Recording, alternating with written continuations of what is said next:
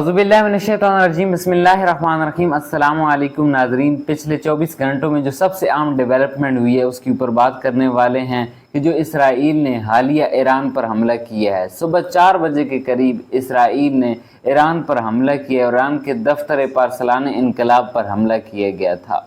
इसके बाद हमले के बाद इसराइली वज़ीर-ए-आज़म ने प्रेस पर आकर, मीडिया पर आकर इसकी तस्दीक भी की और उन्होंने कहा कि ईरान एटम बम बनाने के बहुत करीब पहुंच चुका था और वो कुछ हफ्तों में 9 एटम बम बना लेता, इसलिए उन्होंने इसकी ऊपर जो है वो कार्रवाई की है।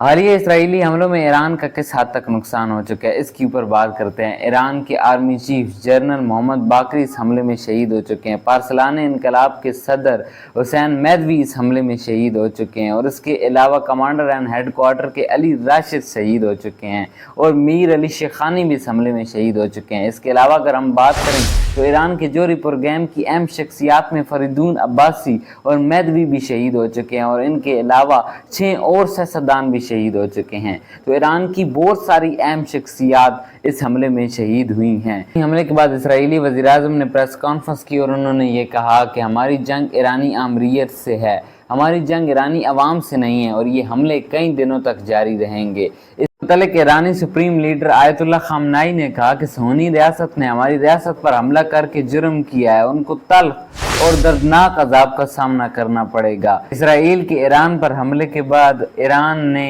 भरपूर जवाब देने के लिए 100 ड्रोन्स दाग दिए थे इसराइल के ऊपर और ये कितनी कैपेबिलिटी रखते हैं ये तो रिपोर्ट्स आएंगी तो पता चलेगा। ईरान के इसराइल पर हमले के बाद इसराइल ने दोबारा से ईरान पर हमला करते हुए ईरान के शहर तब्रेज़ में हमला किया और इसमें उसने इनके हवाई अड्डे को निशाना बनाया। इसमें बताया जा रहा है कि वहाँ पर उनके मुख्तलिफ फाइटर्स जेट्स खड़े हुए थे और इससे भी ईरान को भारी नुकसान का सामना करना पड़ रहा है। हमलों के बाद इराक, ईरान और उर्दन की जो फ़िज़ाई एयर स्पेस है उसको बंद कर दिया गया है, यानी उनकी जो फ़िज़ाई हुदूद है उसको बंद कर दिया गया। लबनान के अंदर हिज़्बुल्लाह को ये कहा जा रहा है कि वो ईरान के लिए स्टैंड ना ले, क्योंकि अगर वो ईरान के लिए स्टैंड लेगा तो वो अपने मुल्क को जो है वो जंग में धकेलेगा। इसराइली हमलों के बाद इंटरनेशनली क्या रद्द अमल आया इसके ऊपर बात करते हैं। सऊदी अरब ने इसकी मजम्मत किया और इस अमल को घिनौना अमल करार दिया। इसके अलावा उन्होंने ईरानी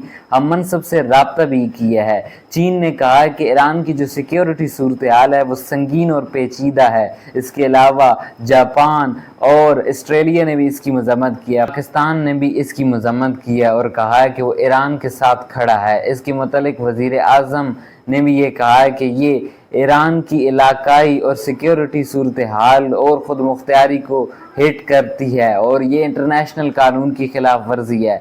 ईरान का दिफाई निज़ाम किस हद तक मजबूत है, क्या वो इसराइल को इस तरीके से हिट कर सकता है, उनकी मिलिट्री साइट्स को नुकसान पहुंचा सकता है और उनको नुकसान पहुंचा सकता है और किस तरीके से वो जवाब देता है और कितना भरपूर जवाब देता है ये देखना है। उनकी कितनी कैपेबिलिटी है इसका ही इंतज़ार दुनिया कर रही है, क्योंकि पाक भारत जंग में भी जब तक पाकिस्तान ने खुद जो है वो टारगेट्स को लॉक नहीं किया और भारत के अंदर टारगेट्स को लॉक करके निशाना नहीं बनाया, तब तक दुनिया ने अपना किरदार अदा नहीं किया। तब तक दुनिया ये समझती रही कि पाकिस्तान तो कुछ भी नहीं है और पाकिस्तान कन्वेंशनल वार के लिए तैयार नहीं है। लेकिन अब दुनिया को अंदाज़ा हो चुका है कि पाकिस्तान हर वक्त तैयार है और पाकिस्तान कन्वेंशनल वार कर सकता है। लेकिन क्या ईरान भी इस तरीके से हमला कर सकता है?